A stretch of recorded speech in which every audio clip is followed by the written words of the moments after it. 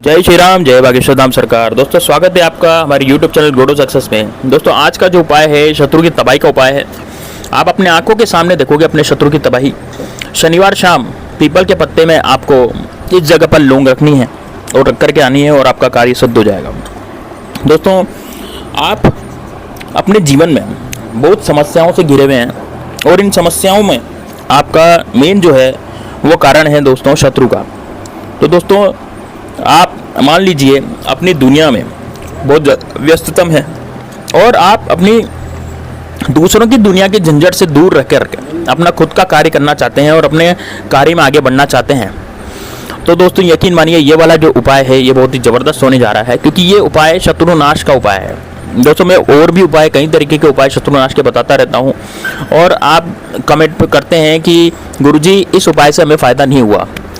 तो दोस्तों ऐसा होता है कि उपाय जो आप करते हैं, जो भी उपाय कोई भी आप उपाय करें, तो ज़रूरी नहीं है कि वो उपाय एक बार में आपने किया तो वो सक्सेसफुल होगा। कारण ये है उसका उपाय विफल होने का कारण ये होता है कि दो कारण होते हैं।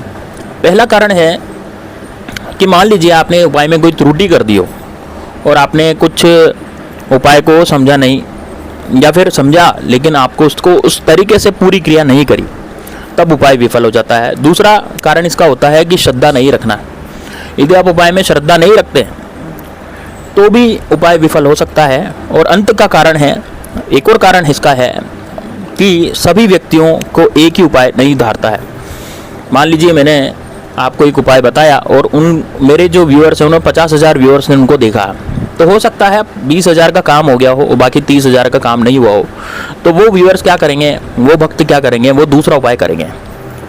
दोस्तों मेरी बागेश्वर धाम बालाजी पर बहुत ज़्यादा आस्था है और मुझे उनसे आशीर्वाद भी मिला है और उनकी मुझ पर बहुत ज़्यादा कृपा है।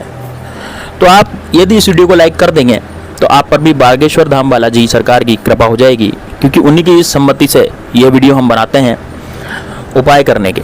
और इन उपायों से लाखों लोगों को फ़ायदा हुआ है तो आपको भी ज़रूर होगा। यदि आपको एक उपाय से फ़ायदा नहीं हो रहा तो आप दूसरा उपाय कीजिए, तीसरा उपाय कीजिए। हम रोज़ाना कोई ना कोई उपाय जो कि बहुत सरल होता है, बहुत सटीक होता है, वो उपाय आपके लिए लाते रहते हैं। जैसे मान लीजिए आप किसी अभितांत्रिक के जाते हैं, किसी पंडित के जाते हैं, तो वो आपसे 10-10, 11-11 हज़ार, 50-50 हज़ार रुपये उपाय के ले लेते हैं, लेकिन फिर भी उनसे कोई रिजल्ट आपको नहीं मिले तो फिर आपका पैसा भी लग गया और आपका धन जो है वो वेस्ट नहीं होना चाहिए। हमारा सिद्धांत ये होता है, इसीलिए हम फ्री ऑफ कॉस्ट आपको इस तरह के उपाय बताते हैं। और यदि इनको करने से आपका कार्य हो जाता है तो फ्री ऑफ कॉस्ट आपका जो कार्य है वो सरल हो जाएगा, फिर आपको कहीं भी जाने की ज़रूरत नहीं है ना। तो इस वजह से हम आपको इस तरह के उपाय बताते रहते हैं। अब ये वाला जो उपाय है ये शनिवार का उपाय है। शनिवार के दिन आपको करना है, इससे आपके जो दुश्मन होते हैं वो सब खत्म हो जाते हैं। अब दुश्मन कौन से खत्म होंगे दोस्तों? देखिए दुश्मन वो होते हैं जो हमसे प्रत्यक्ष रूप से लड़ते हैं, लड़ाई झगड़े करते हैं, है ना। जैसे मान लीजिए हमसे सामने से आकर के कोई दुश्मन लड़ने लग गया तो वो एक दुश्मन है जो हमसे लड़ाई झगड़े करता है, वो तो प्रत्यक्ष हमें उसका नाम पता है। लेकिन ऐसे दुश्मन होते हैं जो गुप्त शत्रु होते हैं और वो हमसे सामने से नहीं लड़ते, वो पीठ पीछे प्रवार करते हैं, पीठ पीछे हमारे बारे में कुछ भी किसी तांत्रिक के जाकर के हमसे कुछ करवा देते हैं, किया कराया भी करवा देते हैं। बहुत से दुश्मन ऐसे होते हैं, तो वो गुप्त शत्रु होते हैं। अब उनका नाम हमें पता नहीं होता। अब उनका नाम जब पता नहीं होता लेकिन हमें बर्बादी तो वो छा रहे हैं ना, हमारी बर्बादी तो वो लोग कर रहे हैं। तो उसके लिए उनको रोकने के लिए जो उपाय है वो ही आज मैं आपको बताने जा रहा हूँ, जो कि शनिवार का उपाय है। तो आप उपाय को ध्यान से सुनिए। आपको क्या करना है, आपको क्या करना है, ये उपाय शनिवार शाम 4 से 6 बजे के बीच में करना है, यानी सूर्यास्त से पहले इस उपाय को करना है।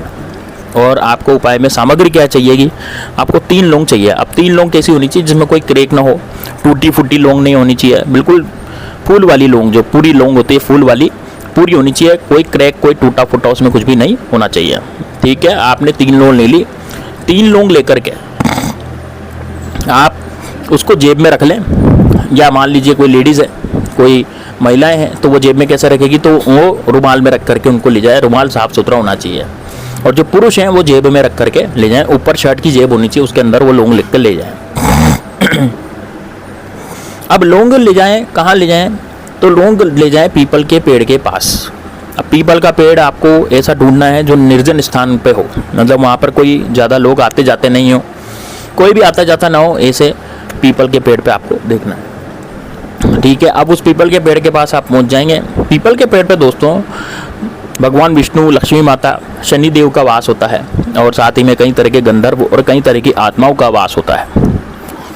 तो अब आपको हाथ जोड़ करके पीपल के पेड़ से यह प्रार्थना करनी है कि मेरे परिवार की और मेरी सुख समृद्धि और शांति के लिए, शत्रुओं का नाश करने के लिए आपका एक पत्ता प्रयोग में ले रहा हूँ, आपका एक पत्ता तोड़ रहा हूँ, तो इसकी मुझे आज्ञा दीजिए। आप सभी से निवेदन है कि आप मुझे आशीर्वाद देकर के अनुग्रहित करेंगे। इस तरह से आपको वाक्य बोलने हैं, वहाँ पर श्रद्धा पूरी रखनी है दोस्तों। अब क्या करना है, अब आप जाएंगे, जैसे कि मान लीजिए पीपल के पेड़ के नीचे आप पहुँच गए, आपने ये प्रार्थना करी। प्रार्थना करने के बाद आपको एक पत्ता वहाँ से तोड़ लेना है। पत्ता बिल्कुल साफ सुथरा होना चाहिए, साथ ही में उसमें कोई क्रैक, उसमें कोई कट, कुछ भी निशान, जो कट का निशान होता है या कटा फटा टूटा हुआ पत्ता, डैमेज पत्ता नहीं होना चाहिए। कुछ भी क्रैक वगैरह का कुछ भी निशान उसमें नहीं होना चाहिए। बिल्कुल साफ सुथरा और बिल्कुल हरा पत्ता वो होना चाहिए पीपल का। अब आप उस पत्ते को तोड़ लें। पत्ते को तोड़ने के बाद आपको काला पेन भी घर से ले जाना है। अब काला पेन आप मार्कर ले सकते हैं, ऐसा पेन ले जाएं जिससे लिखने से पत्ते पर क्रैक नहीं हो, निशान जो पत्ता जो आप लिखेंगे ना, जो भी लिखवाना चाह रहा हूँ मैं, वो लिखने पर पत्ते पे क्रैक नहीं आए, इस तरह का आपको पेन ले जाना है। अब आप स्केच पेन ले जाएं, ज़्यादा अच्छा रहेगा। मार्कर ले जाएं, वो ज़्यादा अच्छा रहेगा। काली शाही का मार्कर या काली शाही का पेन आप ले जाएं और ले जा करके आप उस पत्ते पर या तो शत्रु का नाम लिखें। अब आपका मान लीजिए एक ही शत्रु है और उसका नाम आपको पता है, तो आप शत्रु का नाम लिख लीजिए। और यदि आपको शत्रु का नाम नहीं पता तो आप केवल वहाँ पर शत्रु लिख सकते हैं। शत्रु लिखने में क्या फ़ायदा है कि इसमें 2 से 3 या गुप्त शत्रु भी होते हैं, तो वो सारे शत्रु आ जाते हैं, सारे शत्रुओं पे वो टोटका हो जाता है। अब क्या करना है, आपको शत्रु नाम आपने लिख लिया। अब आपको लेनी है लौंग, और लौंग को पकड़ना है फूल वाली तरफ से, है ना, जिधर फूल की तरफ से आपको लौंग पकड़ना है।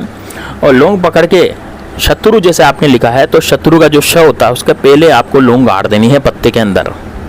जी हाँ दोस्तों, पत्ते के अंदर आपको लौंग गाड़ देनी है।